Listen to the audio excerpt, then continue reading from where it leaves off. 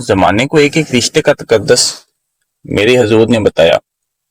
بھائیوں کی محبت کیا ہوتی ہے یہ میرے حضور نے بتایا۔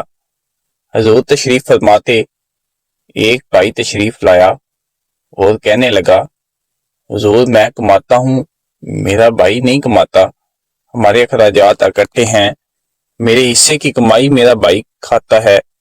اس طرح ایک کمانے والا بھائی نہ کمانے والے بھائی کی شکایت لگاتا ہے۔ آج گھر گھر میں یہی لڑائی ہے۔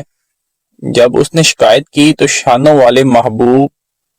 والے محبوب نے کتنا پیارا جواب دیا کہ ہو سکتا ہے اللہ پاک تجھے رزق تیرے بھائی کے صدقے دے رہا ہو۔ یہ کتنی پیاری بات ہے یار، تیرا ہاتھ اللہ نے لینے والا نہیں دینے والا بنا دیا، تجھے تو شکر کرنا چاہیے تھا۔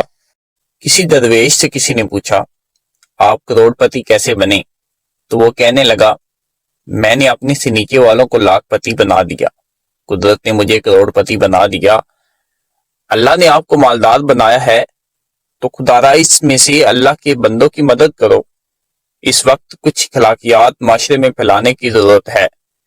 میں یہ کہتا ہوں، اگر اسلام کی تعلیمات کو بغور دیکھیں، اسلام کا کیسا خوبصورت حسن ہے۔